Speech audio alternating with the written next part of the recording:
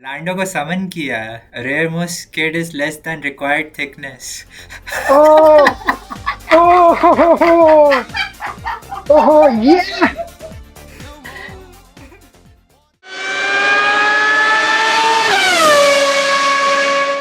तो तेरे को रेस कैसी लगी? First impressions of race, I mean, not snooze fest, but again, not very interesting. It can be described as थो- थोड़ा objectionable word होगा, but edging, because we were waiting for a lot of things to happen. जैसे कि Oscar will overtake Antonelli, वो हुआ नहीं। फिर उसके बाद में Charles finishing ahead of Antonelli, वो हुआ नहीं। फिर उसके बाद में साइंस गेनिंग पोजीशंस, वो भी हुआ नहीं। George Russell in last laps overtaking Norris, वो भी हुआ नहीं। We think about it, edging is the word to go with. I mean even though end में वर्स्टैपन जीता, आई थिंक लैप वन में जो इनिशियल था, सो पोल पोजीशन से स्टार्ट कर रहा एंड बेसिकली पिछली रेसेस में डोमिनेट करने के बाद इवेंचुअली ब्रदर ने बॉटल कर दिया। हाँ, लाइक जैसे डेविड कोल्थार्ड ने बोला, like Lando Norris tried to play Max Verstappen at his own game. The problem is that he doesn't know the rules of that game.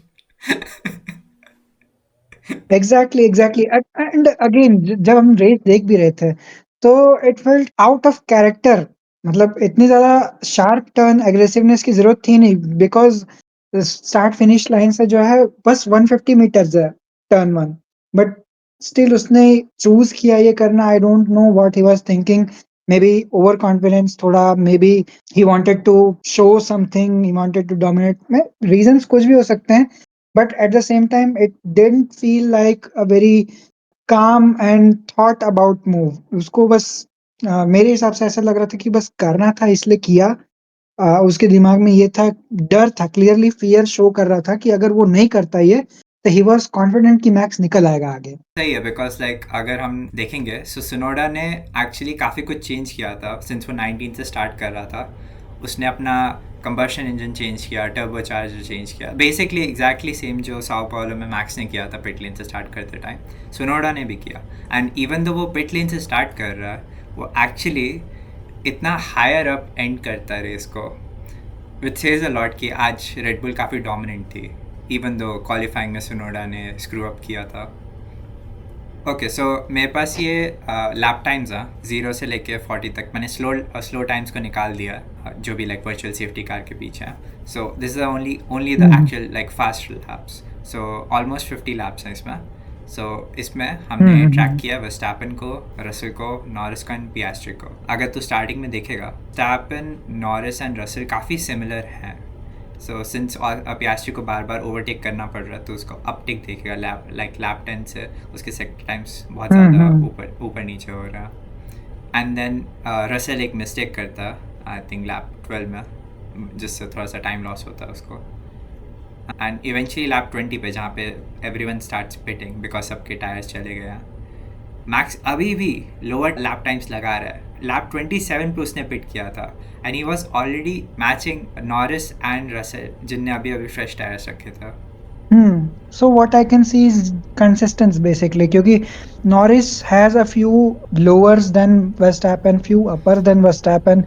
At no point was it as drastic of a change as, I mean, drastic change तो सिर्फ Russell and Oscar का ही हुआ है, but still at the same point we can see जब तक उसका tyre में problem नहीं आया, it was almost head to head, but still goes on to show कि उसके पहले भी if Verstappen had 6 second lead, सो कितना ज्यादा कंसिस्टेंसी है बीच बीच में, जो like whatever gaps are there उसको ही कैपिटलाइज करके it was 6 seconds. So clearly dominance तो है।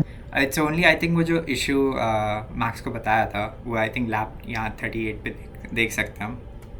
सो 38 से उस पर इसका कंसिस्टेंटली लैप टाइम ऊपर जा रहा है। एंड आई थिंक ये रसल का भी देख सकते हैं। सो उसका पायर स्टीयरिंग का इशू था, उसको अराउंड लैप 12 से उसका फिर थोड़ा नीचे जा रहा था, बट जैसे ही उसने लैप 20 पे पिट किया, उसके बाद से हार्ड टायर उसका कंसिस्टेंटली सेम ही टाइम था ऑलमोस्ट। थोड़ा प्लेटो आउट हो गया वहां भी। पियास्ट्री का भी उससे थोड़ा सा कंपैरिजन कर सकते हैं, वो हमेशा नॉरिस से स्लोअर ही रहा है पूरी रेस। So I don't think Piastri पहुंचता भी तो ओवरटेक करने का कोई चांस था उसका। एंटोनेली और पियास्ट्री का भी देख सकते हैं हेड टू हेड यहाँ पे। Even though like Antonelli 40 lap पुराने लैप टायर्स पे at the end. In fact at the end we can see gap बढ़ना चालू हो गया है। एक्चुअली यहीं पे आई थिंक फाइन मार्जिन है जिसमें Antonelli avoided being behind Charles even after penalty, ये यहीं पे हुआ है आई थिंक, जो एकदम आखिरी का है where he pulled away from Piastri but because Charles was behind Piastri miss out हो गया। टायर स्ट्रैटेजी भी देख सकते हैं. सो एंटोनेली ने लिटरली पहले वर्चुअल सेफ्टी कार पे पिट किया था, देन एंड तक वो हम्म सेम हार्ड टायर पे गया. Do you think this was a gamble? क्योंकि I really do think this was a gamble. I don't know. I think अगर Mercedes के पास डेटा था, they probably would have realized like lap 20 या 30 तक कि अगर टाइम लॉस हो रहा होता देन उसको पिट कराना पड़ता. बट यहाँ पे जैसे हम क्लियरली देख सकते हैं वो ऑलरेडी मैच कर रहा था people who were gonna pit later anyway. या बट डेटा अभी है नहीं ना उनके पास में। If they knew this was a very good way to go, why not put George also on the same strategy? I because I didn't remember many people running hard tires in practice। और अगर hard tyres का data नहीं collect किया है अभी के conditions में, specially not Mercedes team, so why take this drastic decision in the beginning of the race? So मेरा प्योरली थॉट प्रोसेस ये है कि I think this was just pure gamble कि let's have one person do this, one driver do this, another driver go with the regular strategy, and let's see what happens. Meanwhile,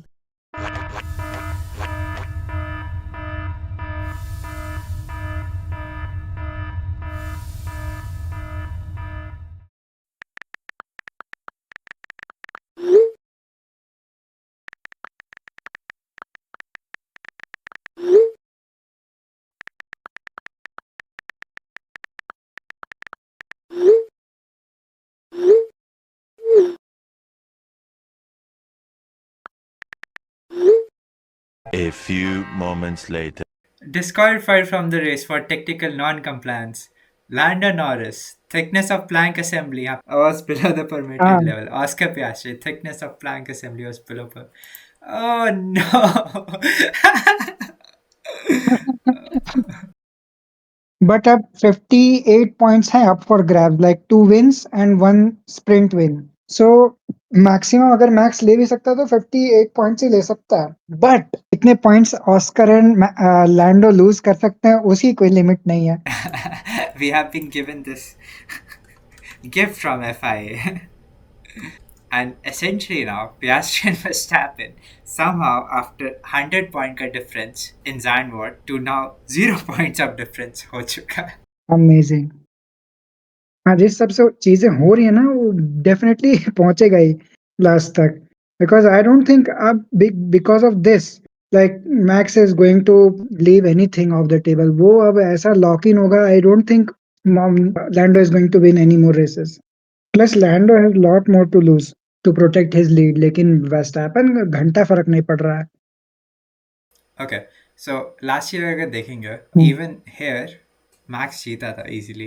Oscar third था and Charles second था. I think Norris will probably perform well, but I think it's still a good track for Red Bull. Ferrari we cannot say because उन्होंने फिर concept change कर दिया इस साल भी. So I think as long as pole position लेता है Verstappen and race में कुछ होता नहीं है, then we should be fine. And एक और चीज, if we really want to go with the Lando Norris fan girl logic, लैंडो के लिए हिस्टोरिकल अच्छा ट्रैक नहीं है, तो लैंडो हाँ. नहीं परफॉर्म करेगा इधर। हाँ, बिकॉज लास्ट ईयर भी उसने ही क्वालिफाइड 4/10 पीछे वर्स्टैपन से. हाँ, also it says a lot अगर पेरेज भी टॉप 10 में था, so definitely Red Bull is a good car here. So अगर पियास्ट्री सेकंड आता है या Russell somehow Norris and Piastri दोनों को पुश डाउन करता है नीचे एंड वर्स्टैपन जीतता है दोनों रेसेस, देन आई थिंक कुछ हो सकता है या कोई DNF हो जाए नॉरिस का, then there is a strong chance. If you liked our content, come together to pray to our YouTube overlords by subscribing, hitting the like button, and if you have some high points to spare, please throw some change this way. Also follow us on our socials and have a good day.